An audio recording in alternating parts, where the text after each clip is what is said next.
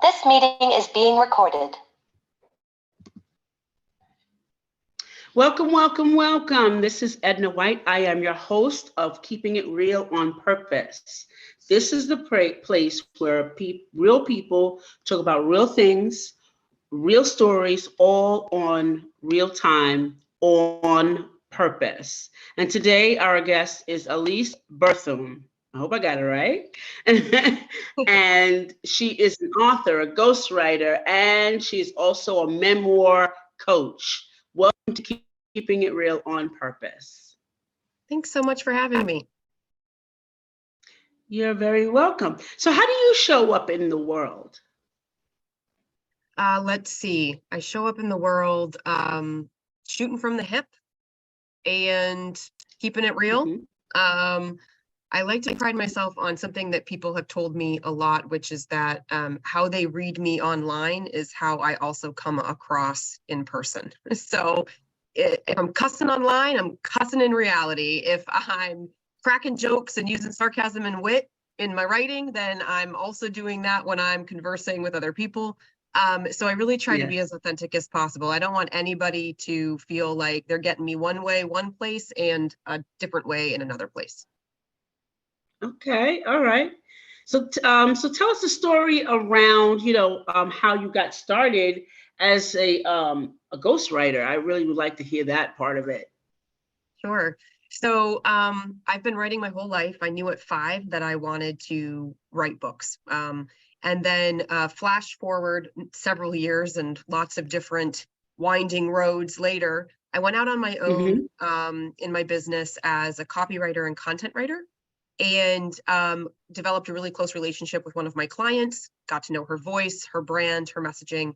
And she said to me in 2020, hey, do you want to write my first business book? I feel like it's time for me to write my first business book. And I was like, yes, please. And it just so happened that I was also working on my first book at the time. And so it was like this kind of organic evolution of kind of moving from her long form content into a book. It felt easy. It felt aligned and intentional because I already knew what I needed to know to do it well. And when we got done the book, I was like, I'm never turning back. Like, I love doing this. I would rather be writing and ghosting books than other people's kind of marketing copy and marketing content. So that was it. That was the moment. Oh, that's great. That's really good stuff. I love how you said that you started it and it just felt right. And I think a lot of people need to hear that in the audience, that doing something that feels right, you need to keep going towards that, because that'll open up other opportunities to do what you love to do.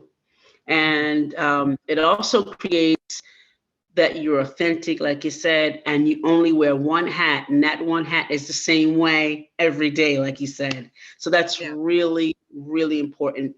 And I really want to get that to the audience, because a lot of my audience, and of course, clients, and I know you probably have some that really do not get that. Like, do what you love, freak everything, freak it all, do what you love, freak everything. I was at a meeting today, a networking meeting, and so I guess he's a marketer or something. He's a coach himself. So he says to all of us, all of us don't have enough time in a day. Raise your hand. And I looked at him and said, no, I've never had that problem. And so he's like, no, you're doing so much. I said, this is what's different about me. When I started, I ran 2 real estate offices. They were my offices. My bird died this is how many hours I was doing. My bird died. My son went from 14 to 16, and I didn't know it. Okay. Didn't realize it. And my husband left me. So, okay, I was doing all of that. Not to say that was the only reason, but you know what I mean? Like, we pay so much attention to work. It's overrated. And what was so funny is I was making 10 grand my own a month. So, and then I had 15 agents doing everything. Come on. I was doing a little bit too much. You know what I mean? I was Right. doing it just too much. You know, Too much. and that yeah, and we don't live in our authentic selves when we're doing too much. You know, and I like what you said. You want to show who you are at all times. Whether you're writing it, it's who you are. It's who you are. Yeah. And you know, and that's the way to get really into authenticity, which brings us to bravery, right? Yeah. It takes Yeah. bravery, right? So that's what we're going to be talking about today, and I'd love you to open it up and talk about your rendition of what bravery really is and what it takes. So I've been playing around with an acronym recently on just the word brave by itself. Okay. And so I'm playing around with like it's the bold, audacious. Oh no, I skipped an R. Bold, resilient, audacious, vulnerable, empowered person. Uh-huh. Like, Yeah. because I don't think it's just one thing. I think people mistake bravery with maybe courage or just like standing up for what's right or in the Yeah. face of adversity. But like, what Yes. is it? But what does it take to actually do either of those things, right? Yeah. It's Right. not just like blanket, like, oh yeah, we brave. Like, no, like you have to be bold to take action. You have to be resilient in order to face whatever is going to result from said action, right? Yeah. You have Hmm. to be aligned in your action, like aligned with your values or your belief system or your worldview. Right. You have to be vulnerable because you don't know how this is going to impact the people around you or yourself. And you have to feel empowered enough to still do it, right? Like Exactly. whatever it is. And I think that bravery is also in the small things. You know, I don't think it's just for the big life adversity and spitting in the face of like big danger or confrontation. Yeah. Sometimes bravery is like, I'm going to wear that pair of pants that 10 years ago I wouldn't have been caught dead in, you know, but I've Yeah. always really loved on somebody else. And today I'm going to do it, and I'm not going to care if my butt's too big or my hips are too wide or the shade isn't great with my skin tone or whatever the F, Right. you know, is going through our head. So I think bravery can be a part of our small challenges, our small daily challenges, as much as our big ones. Absolutely.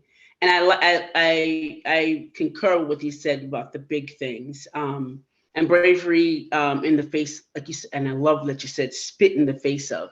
Sometimes we have to make people uncomfortable in those situations. We talk about sit-ins and things like that, and changing. You know, let's take the word racism. Let's take racism. And how Yeah. we have to create allies. Information changes people. Information and them being wanting to be vulnerable, one of the letters, wanting to be vulnerable and really being able to say, hey, I am open to understand this, and let's have a conversation around it. Because the big things, I'm taking the brave part of the big things first, right? So if we do that in the face of big things, so for women, what would you say the big things were? What would you say for women, to the big things, to literally spit in the face of adversity? Yeah. Oh my gosh, big things. So, protesting for our rights to our bodies, right? Right. Big things. Leaving unhealthy, unhappy, abusive, toxic relationships. I mean, honestly, Yes. people in general should be doing that, whether they're women, men, or identify Yeah, as something sure. else. But that would be another big thing. Figuring out how to love our bodies, regardless of size. Like, let's do that. Let's figure Yeah. let's figure that out. That would be amazing. Yeah. Being parents without comparing ourselves to other parents. Oh, Like, yeah. and maybe Or that's to our parents. Yeah. Or to our yeah. parents. Oh my, Yeah. Like, I feel like that's a big one. And I'm a mom, I have a 7-year-old.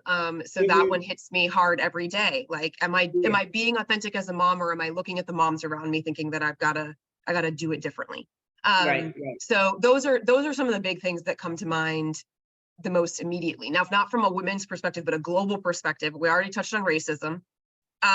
But also just like, for me, it's standing up against bigotry and homophobia Mhm. and the other things that are a part of our oppressive systems that Yeah. are marginalizing and silencing people. Like, we Yeah, have in got to be general. brave in the face of that, or our Yeah. global community suffers. It is Right, suffering, right? We see right, that every day. right. So yeah, there's lots of places to show up bravely in Yeah. all the big ways. Yeah. And don't you think that when you show up in these big ways, that at first it has to be a small way with you? So it may be big, like say, you were taught, I had a friend of mine and I didn't know that she was, had these things going on. She says, Edna, always complied with the white man next door. I'm white, and I'm in school, so I always was like scared for my child to hear this or that. So I kind of created this persona. Um, I ain't gonna say anything. I know it's wrong, but I'm not gonna say anything. I'm just gonna keep quiet.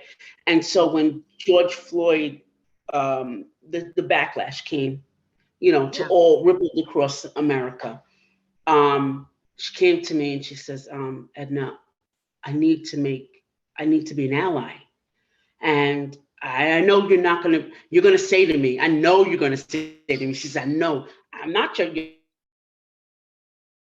I'm not. She goes, but I need to do something. I need to change. Yes, I did stuff wrong, and yes, I followed the line with the other people. The people. I followed it because I was scared, and I was taught this, and I was scared. And she said to me, I need to do something. I said, well, we're having a rally somewhere, and she said I'll be there, and she was there. Even those are big steps within yourself when you do those things for yourself and being brave enough. She was brave. I didn't even know. I'm gonna tell you, I didn't know because I don't talk. I don't normally go around like, oh, you're a bigot or anything like. I don't do that. I just be myself. Hey, it is what you Yeah. think is what you think. I can't do anything about that. But when she came to me and said that, I was like, you were like that?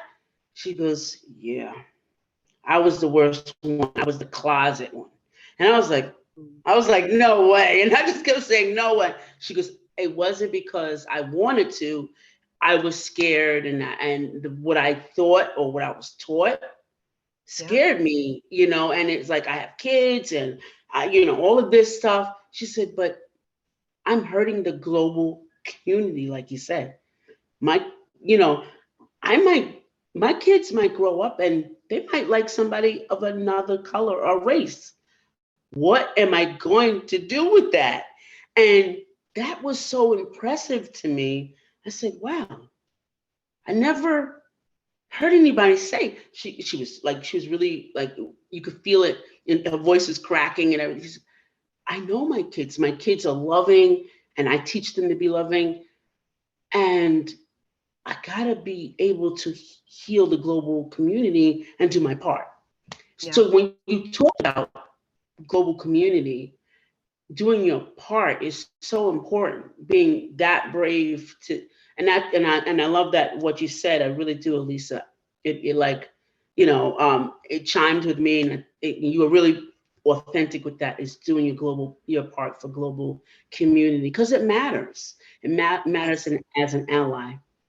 Yeah. So let's Yeah. switch gears now. We're going to go to bravery in your personal development. Um, and then we'll go talk about, being brave as, as a writer, because you're going to do work with, you do work with authors and writers. So let's shift gears about what's the personal development? What's the bravery in that? Well, I mean, quite frankly, I think that facing yourself is probably one of the scariest things that we can do. It If we're being honest, is. right? That's the key. if you're willing to face yourself and be like, oh man, I got some shit that's real messed up. Yes. You have to, like, that's the only way it's going to work, right? So I feel like going to therapy, super brave, letting it all come undone, right? Like letting somebody see you at your worst. And maybe that's not a therapist, maybe that's a psychiatrist, maybe that's a social worker, maybe that's your chiropractor that you're falling apart on when you're getting adjusted. I don't know, but I feel like when you can take the layers off and almost like wiping the makeup off, right? Like you're wiping off whatever the facade is, the facade, the disguise, the mask, whatever word. And you're being like, you know what? At the end of the day, when the door is shut and nobody's looking at me, I will go 2 days before I wash my hair. Like being real, right? Or like, I'm not gonna lie, the PETA commercials, I cry every time. Like it's just, you have to know yourself. And I think that that's really scary for people because it's not just knowing those little quirks, right? Like how many days you go without washing your hair or what commercials make you tear up, but like, do you know what puts you out of alignment? Do you know what triggers you? Do you know, what things you are not showing up enough to do for yourself or for the people around you? Are you willing to have somebody say to you that you messed up, and can you put your ego aside enough to say, what? I'm right. You're right. I did mess up. How can I fix it? How can I adjust it? And that's not just in your interpersonal relationships, right? That's with your colleagues, your teammates, your friends, like your siblings. It's, how are you as a human, right? And then how can you develop to be the better version of a human? And that's going to push up against our culture, against our boundaries, against our nurture and nature, right? Like it's going to go against what we were taught. Then there's also just ways that we are genetically predispositioned to think and feel. And otherwise we wouldn't have the zodiac or human design or like all the things that we have now that we can learn about ourselves that there for us to tap into. Like, I think the bravest thing is just being you and figuring out who that is and what that means, and then how it translates to the world outside of yourself. Right. That's good. I love that. I love knowing yourself. I always talk about that because it took me till I was 45 to know what I was, know who I was. Like, and still, I was still learning, like learning and learning and learning.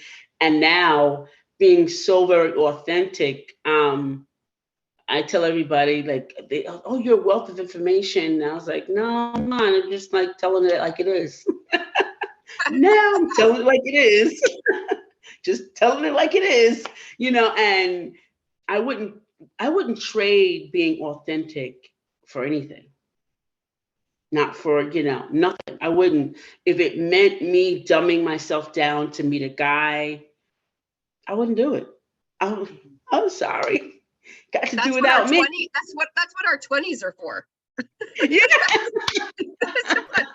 That's what our 20s in high school is for. Is all that garbage. Forget that. Not going back. I mean, I think, or I hope that we're constantly evolving, right? We're always a work in progress if we allow ourselves to be. I feel like I feel the saddest for the people who are like, I'm good. Yeah, fine. I'm fine. Like, I'm fine. I love good, that. and they're not moving on to like dig deeper or to evolve in any way. Like, to me, learning is growth, and growth is kind of the point. And we only get to journey here once, depending on what you believe.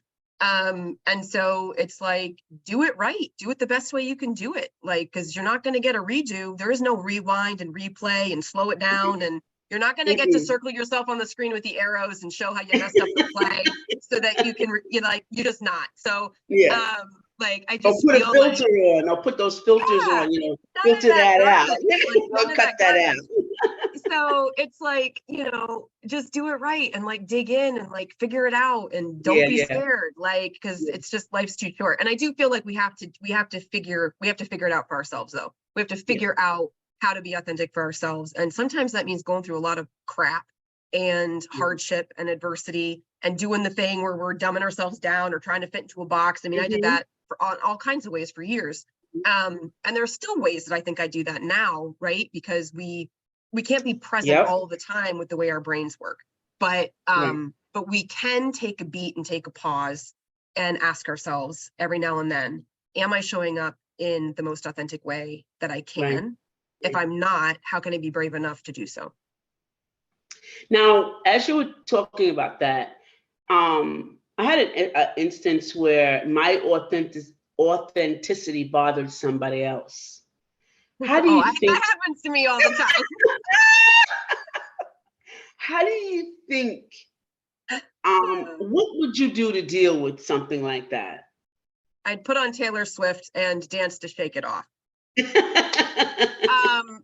I'm not even like a Taylor Swift fan, but that one song, like that one song, just like, you just want to like, I will dance to that on the sidewalk out in the community, and I don't care who's watching. But honestly, I do think that there's some truth there, which is like, I've learned over time that if somebody has a true problem with me because I'm to this or to that, or not enough of, it's usually not about me. Yeah. It's usually not about me. It's about the other people having a problem with how confident I am, which is really a reflection of how unconfident they are. Yeah, that's good. That's good. Yeah, I find that, and I had an instance like that today, and I was like, wait, what? Like, I was like, and then I had to think, mirror. Because, mirror, I was like, okay, the other side, because it's like a battery. One side's positive, one side's negative. So when they bump heads, they push against each other. Mirror time. I said, okay. Yeah. So psychologists would call it projection. Yeah. And I was like, so I'm like, okay, am I talking? It gets you to the point where, am I talking too much? You start going, okay, should I shut up? Should I not say anything? What's this all about? You start going through the myriad of questions that are in your head, right? And then I said, wait a minute, stop it right now. And I just proceeded the way to act, and so once it was over, like it was just all of us talking, and it wasn't like I was over talking anybody because it was a question. So I guess I was wiser than the person thought. Like, I'm like, okay, how do you do that? I'm like, I was answering that person's question because he asked a question. Why are you asking me? And try to put me on the spot. How do you do that? Let's talk after class. That's a whole nother, subject. And when he walked up to me, he says, I don't think you need any classes, but the one you probably need was the one in the back or something. Nice to have you. He didn't try to sell me at all. Like I was like, okay. He just like brushed it off. I was like, okay. But when, like you said, when somebody's not comfortable, it's their stuff, not yours. The other thing though, is that you mentioned that it was a he, or somebody who identified as he. So, yes. I mean, the thing that I find particularly interesting is in kind of our stereotypical gendered world, right? Like we still have that push and pull of the masculine woman up against the man in the room, right? Like, and I'm putting things in quotes because I don't want to be quoted per se. I would want to write this differently, but right now I'm just talking off the cuff. But like, we have this idea that the bold, the opinionated, the loud, the willing to participate woman, the woman who has an answer, the woman who dares to respond, right, has more masculine energy and competes up against the dudes in the room. And then we emasculate the dudes in the room or whatever when we show up that way, and then it's all off-putting and like gross. I mean, it's 2023. Can we please just all get over ourselves? Like, we all have the ability to be outspoken or loud if that's our natural tendency or that's the way we've been raised. It just does not matter. But yet these gender stereotypes or gender tropes do still exist. Like, women still can intimidate men if they're comfortable and confident in what they're saying and what they're all about. And it's super off-putting. And I just say, well, screw you, dude. Like, go sell yourself to somebody else. I don't want your programs. I don't need your crap. You're right. I don't need this. I'll find what I do need, and you're not it. Exactly. And if you're acting like that, then what are you selling? Like, what are you selling? Like, if you're acting like that, what are you really selling? That's my point. Um, it's and I like that we're talking about this bravery thing because it takes a lot. And I didn't think about the male part. I didn't really didn't think about that at all because I was like, what are you selling? Like for real, like seriously, it was like I was very annoyed. Like the way he just like was like putting me off, and I was like, I had to really sit back and say, okay, it's not about me. And I just, even when he was talking to me, I had to say, it's not about me. It's not about me. Because I had to keep saying it in my head because, girl, now you know, audience, y'all know, Edna gets it in. I would have said, what is your problem with me today? We haven't seen each other since 2018. What's your problem with me today? Let's talk about this. Because I want to leave out this room light, you know? And that was what was wrong when I first got on. I was like, what am I feeling? And I felt heavy. And I said, it was that. So I'm glad we're talking about this. Get it off my shoulders. But yeah. So thank you for saying all of that. See, you're here for me today. You gave me a whole counseling session. Thanks so much. Audience, you hear this? Elisa's giving counseling sessions now. Come on now. So what's going on? True story. What? I have a background in psychology, and I studied for a year being a marriage and family therapist before I turned over. Lord, before I went and got my master's of fine arts and abandoned counseling and therapy altogether as a profession. So I may have been tapping into some previous skills there for a moment, but if it helped, then I stand by it.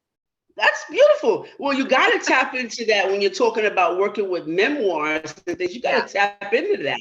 You know, when you're writing, and you know, when you're with somebody that's like putting their story down, but it's all over the place. You got to tap into that and say, no, that really goes over there. You know, and then they don't realize that they're just, you know, muttering.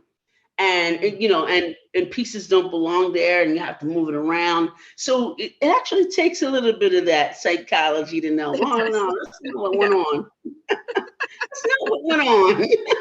No Judge Judy there. No, that's not what went on. That's not the truth. Absolutely. You know?